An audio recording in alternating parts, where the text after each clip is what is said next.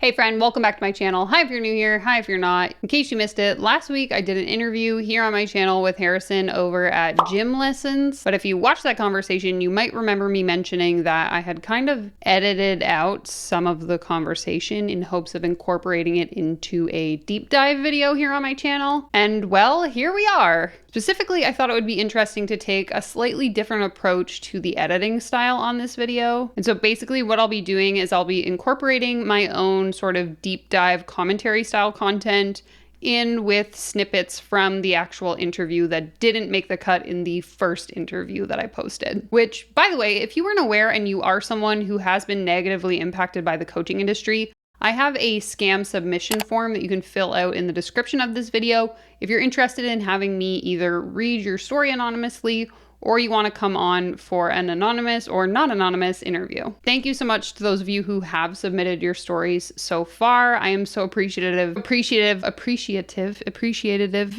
really appreciate you because without you, I wouldn't have content to talk about here on my channel. So thank you so much for being willing to share your stories, and I really just hope to create a space where people who have been impacted by this industry not only feel safe enough to stand up and speak out about the wrongdoings that have happened to them, but also to allow people the opportunity to really hear these stories and be able to feel like they can find solace in the ability to relate to other people who have had similar lived experience. Did I say experience enough in that sentence?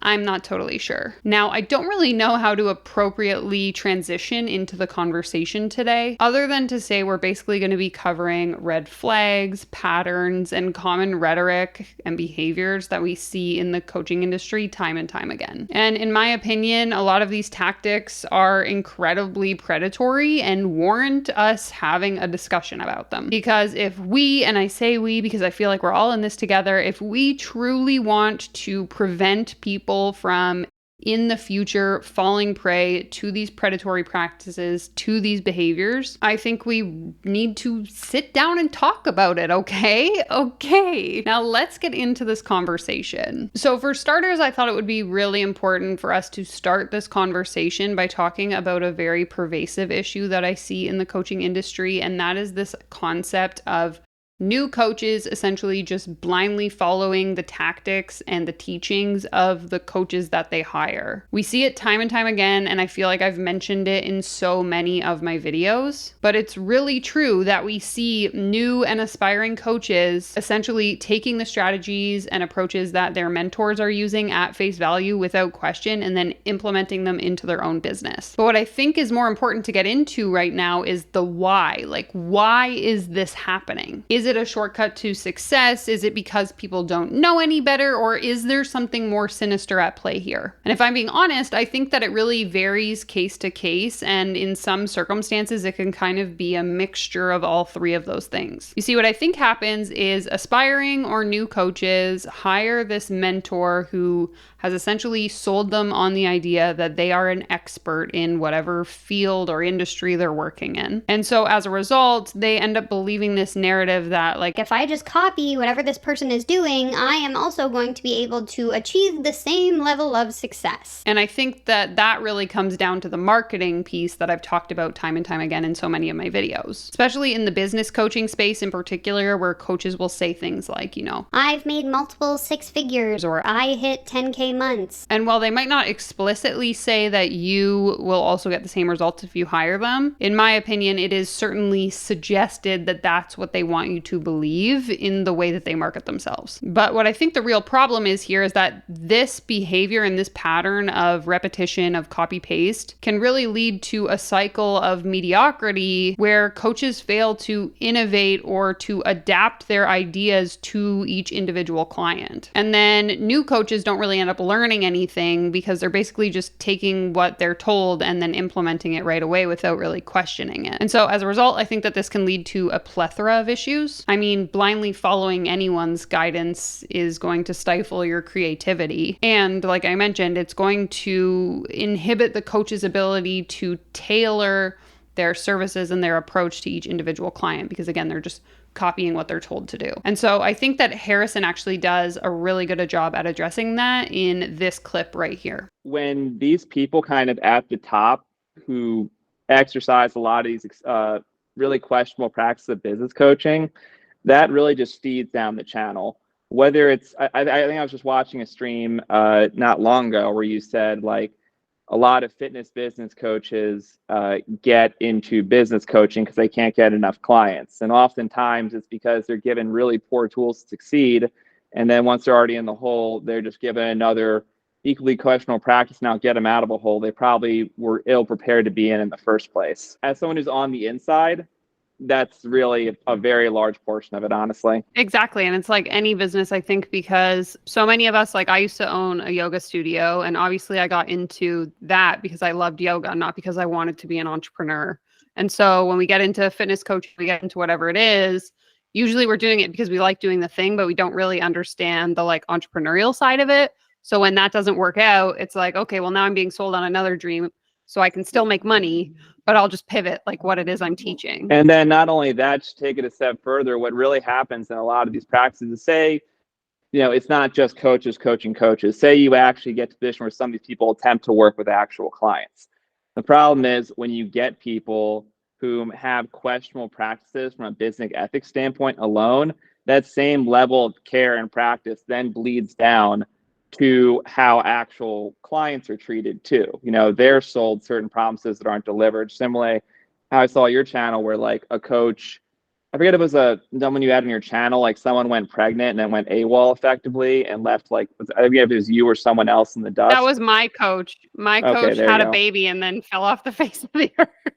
Yeah, and like that's why standardization exists. So let's talk about this. Let's talk about the ethics of business and the lack of accountability that is so prevalent in this space. As I'm sure you know, the coaching industry operates without any level of oversight or regulation that we often find in other similar industries. And this lack of accountability essentially allows unqualified people to pose as experts and potentially harm their clients or other people. Again, coming back to my first point, you end up with a bunch of people who don't really know what they're doing, guiding other people who also don't know what they're doing. And the cycle then continues in that manner because there's no overarching personnel to tell them that they aren't allowed to be doing that. And so this really leads me into the same never-ending rant that I always have about how coaches need to be held responsible, specifically for the results they promise and the advice they provide. But instead, what we get left with, because there is no form of accountability, is that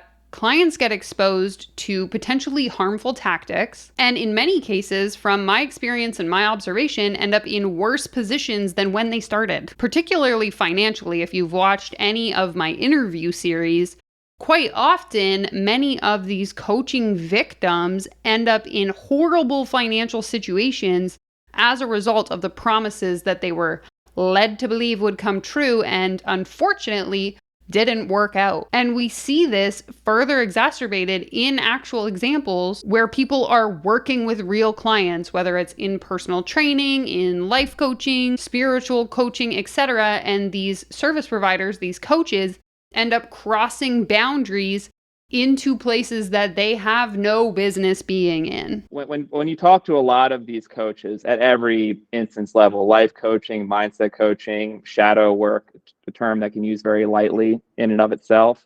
But say when it comes to, I think one I especially resonated with as a professional is like a lot of binge eating experts, nutrition experts. Because here's the reality, especially, I don't know if you really know this about trainers in terms of our specifics, but we have what are called scopes of practice for what we're allowed to actually do. Yeah. There are things, even as a trainer, even if we are certified, there are things we are allowed to do and things we're not allowed to do.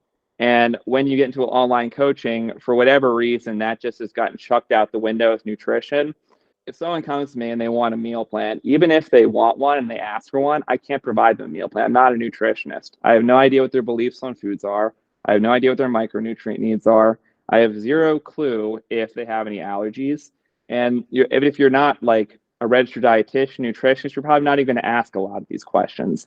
And then from there, it's not even a meal plan. It's very largely what are practical small changes you can make based on trends of things that will be successful. And that's only if you don't have any kind of underlying negative belief system with food that will require being outsourced. I think this concept of coaches frequently overstepping the boundaries of their scope of practice is harmful and quite utterly just irresponsible. In fact, if you watched this interview I did here a couple of weeks ago, I think that she is a particular individual that is a clear example of someone who was not in a position to be receiving coaching and had a coach that completely overstepped the boundaries in terms of scope of practice. Coaches need to have a clear understanding of their strengths and of their limitations. Because in my observation, what I see happen time and time again is these coaches venture into unknown or unfamiliar territory. They provide inadequate guidance, and in some cases, they provide dramatically harmful advice. And I think that this is no more prevalent than in the copy-paste example that I discussed earlier in this video. This is when a coach copies a technique that they learned from their coach without actually taking into consideration the unique needs of the client that they are working with. Coaches need to understand that one size does not fit all. Each client is different, each client has unique challenges, unique goals, and their circumstances are going to vary. And yet still, we see coaches, some coaches, not all, but many, resorting to the use of generic templates and approaches, assuming that every client is going to be the same. And it is my opinion that if these coaches genuinely cared about the well-being of their client, they would recognize that this copy-paste approach is not effective. Ooh, it's making me lose my brain cells. So if you try to fit everyone and their mother into one specific box,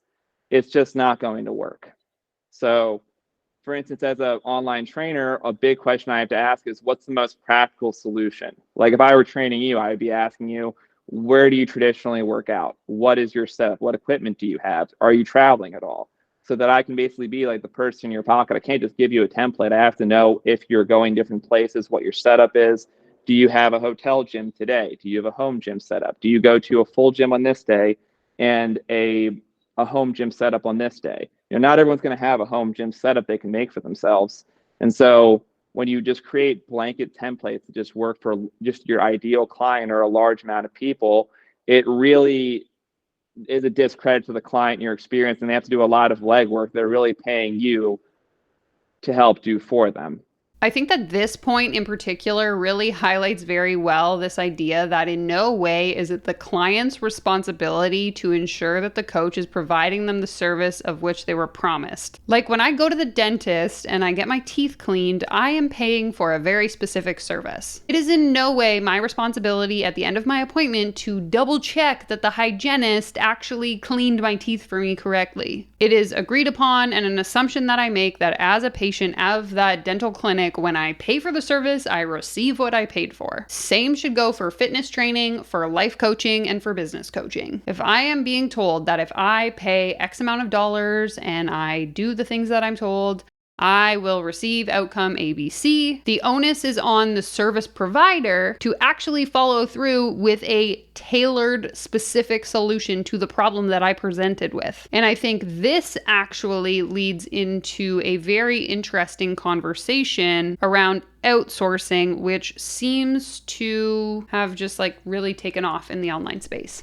It's like you charge an elevated rate and then you use the elevated rates to then outsource to people, such as this website, such as what I listened to you say on one stream, which I was surprised you knew because it happens so prevalently, where they pay virtual assistants in the Philippines like $4 an hour, 20 hours a week to cold DM message people en masse. It's like a lot of people, when they inflate their price, at least in my realm, will use this money to then outsource to other elements, which take them away from work, which defeats the point of actually providing a quality experience for the individual. People don't buy training, they buy trainers. The whole relationship with the client is on the underlying component to what allows it to work. So when you create all these automated systems, these systems exist to help make your life easier, but they aren't there to replace work or quality or to act like you're something you're not, whether it's an avatar on a screen, whether it's a nutrition profile, even if you're allowed to do that in the first place. And so like when you see people who engage in questionable ethics, these are the kind of strategies that are often taught to you in ways that some trainers don't even know like how messed up all that is and how like fraudulent it is. And it limits people's trust in like my industry and in the ability to like actually seek out help when the people they're counting on take advantage of them or misrepresent themselves. I think really that ultimately all ties into this idea of like scalability and what is just sold on the internet in general. Again, whether you're a personal trainer or you own like any kind of business, there's this continuous narrative of, build the system so that you only have to work 15 hours a week, but you can make multiple six figures or whatever it is. I was having a conversation with a friend of mine on Instagram yesterday where I was trying to explain to her, like she was asking me, Danielle, like, why don't you outsource your editing and why don't you outsource this and that? And it was like, I used to have a VA that did work for me and it freed up a bunch of my time. But then I was just filling that time doing work like I didn't want to be doing. And I am not someone who's like really motivated by making a bunch of money. So I'm like, the idea of scaling this business where all these other people are running all of the elements of my business for me doesn't sound fun. Like I want to be, nose to the grind, doing the work, having my hands in everything that's happening. Because like you're saying, the quality of the work that I'm producing is more important to me than just like making a bunch of money and having free time to go on all these vacations or whatever it is. Like there's an element of my like enjoyment in life that comes from being able to actually make impact in people's lives directly versus just like paying someone overseas to do the work for me. So, but again, this is the narrative that gets taught in the industry is like, this is the system I use in my business. I hired this VA overseas. Now you should do that too. If you're a real entrepreneur who wants to be successful, like this is how you're going to get there. And I think for anyone who's watching this, it's really important. And this is what I was trying to explain to my friend is like, sit down and think about what you value as an individual and as a business owner and ask yourself, like, what action should I be taking in my business that's going to stay true to those values? And so for me, yes, autonomy over my schedule is a big piece of it, but actually helping people is the other component. And I don't think that if I were to outsource every aspect of my business, I would genuinely be able to do that because like you're saying, quality gets compromised the more like detached you become from the actual service. I think a lot of the times people get caught up in like how can I work the least amount of time and make the most amount of money? And it can lead you into some pretty sticky situations. And that's where I think to play devil's advocate, and I don't think you would disagree with this, but you can correct me if I'm wrong. I do think that there are things that can help which can be scalable on the back end to help you. I think ChatGPT can work great for a lot of like email template prompts. Even as a trainer, writing workouts complete from the ground up for each individual person is difficult. Using a template as a starting point, then customizing said template to their specifics when you have similar trends, especially if you have an ideal client. So you have like, say you work with like moms, stay at home, 30 to 40, busy home gym setups. There's going to be similar trends. You might have a template as a starting point, but you can't Brittany Dawn it to the same people on repeat over and over again. And then, especially if you are going to do that, don't put them all in a Facebook group where they all can see they're getting the exact same thing, or you're just asking to get sued. I mean, it's just like, but that's the thing, like so many elements when you're lazy as a business coach, or when you cut corners as a business coach, you're going to teach the people under you who are not signing up initially to teach other coaches. They're probably signing up to train clients, but they don't know that this is it's not scalability. It's just cutting corners. When you're doing that, you're doing a disservice to actual people who are counting on you. So how does this happen and why does this happen? And listen, I get it. The idea of scaling a business can definitely sound enticing. But more importantly, as we discussed in the interview, I think that it can also lead to compromises in quality. And some, if not many, honestly, in my observation, some of these coaches prioritize quantity over quality. They're rushing through sessions and they're neglecting the personalized needs of every client, like I already mentioned. I remember, for example, one coach that I worked with in particular, she would often, be posting these things on Instagram stories in order to attract new clients of like, I only work 4 hours a day. She would post, videos of her out for a midweek lunch date with her friends, living this like dream lifestyle, but then simultaneously taking multiple days to get back to me as her client. So sure, maybe the system is working for you as the coach and maybe your life looks the way you want it to look, but are your clients actually getting what they paid for? Similarly, this actually came up in the comments on my video about Brooke Castillo's life coach school, in that a few people had actually commented saying that they signed up for the self-coaching scholars program in hopes of actually gaining proximity to Brooke. And instead, what happened is they were passed off to other coaches who had been trained by the life coach school. And so I think it's this sort of like shortcut mentality that can have a really negative impact on the client experience. Because basically what I think happens is the client doesn't receive the promises or the outcomes they were promised, all in exchange for the coach to be able to maintain their own freedom. And I'm not saying as a service provider you need to be like tied to your business, but if you're promising your clients a specific outcome, you do have a responsibility to deliver on that promise. And so I'm all for scaling your business, but it shouldn't come at the cost of the client experience or at the cost of the client-coach relationship. It's crucial to be able to find a balance between creating growth and maintaining high standards in the service that you provide. And again, if we go back to the example of Brooke Castillo or really any of these large scale coaches, Tony Robbins, Marie Forleo, Brittany Dawn, there is also a conversation that needs to be had around the due diligence necessary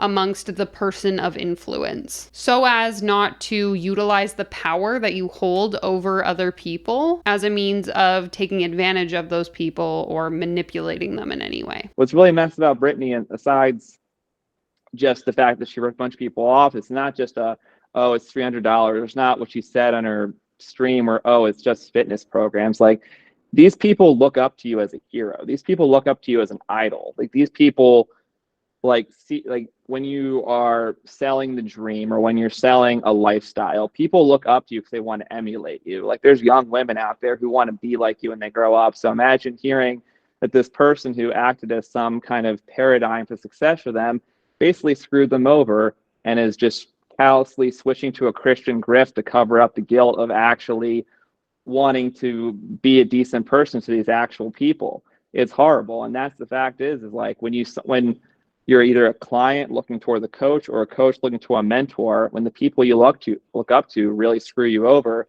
it really, I think I commented this on another video the other day, but it really disillusions and disenchants you to, as someone who wanted to be a life coach in a past life, as someone who wants to be a trainer, as someone who wants, or as people who just want to do better for themselves.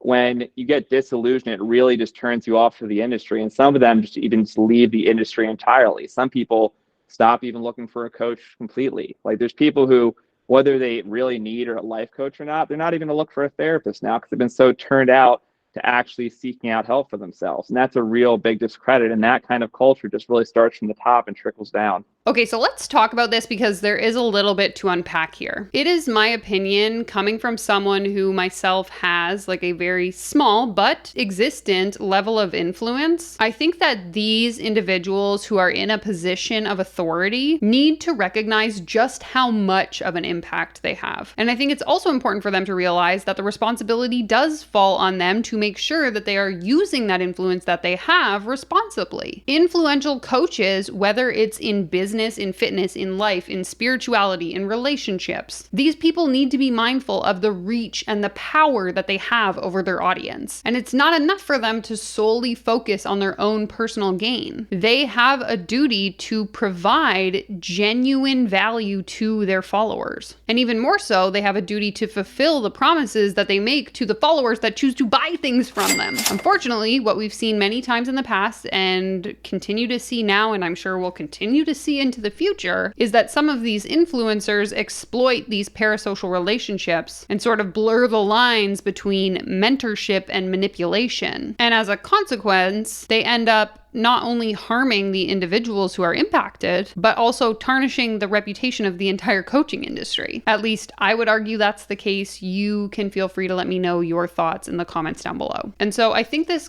conversation ultimately warrants the question of where do we go from here? Because here's the thing, and Harrison mentioned this briefly in his last statement, but I think it's really clear, like with anything in life. Negative experiences can discourage individuals from seeking help altogether. Negative coaching experiences can leave lasting scars. Hiring someone who promises to help you build your business and does the exact opposite can leave you skeptical of any kind of mentorship. Someone ending up triggered or activated after working with a life coach who maybe maybe oversteps boundaries, can ultimately deter people from even wanting to seek out help of any kind that they maybe genuinely need. And it really makes me so frustrated. And so I guess that it's just essential for me to say that anyone who has had a negative experience, whether it is with a personal trainer, a life coach, a business coach, etc., to know that they are not alone. And aside from me just being a hater internet troll who sits in my house and snarks on the internet all day, I really want to foster a space in which we can share these thoughts, we can share these experiences, and we can use them to empower other people to make educated decisions when it comes to seeking out a coach or hiring a mentor. If you have a story that you want to share here on my channel, please click the Google form linked down below. As always, I welcome your insights and your opinions in the comments down below as well. Quick shout out to my channel VIP members. Thank you so much for being here. If you want to learn how to be a millionaire, click that join button down below. If you found this video helpful, be sure to give it a thumbs up. Subscribe to my channel if you're not already. Take care, comb your hair, and I'll see you in my next video. Goodbye.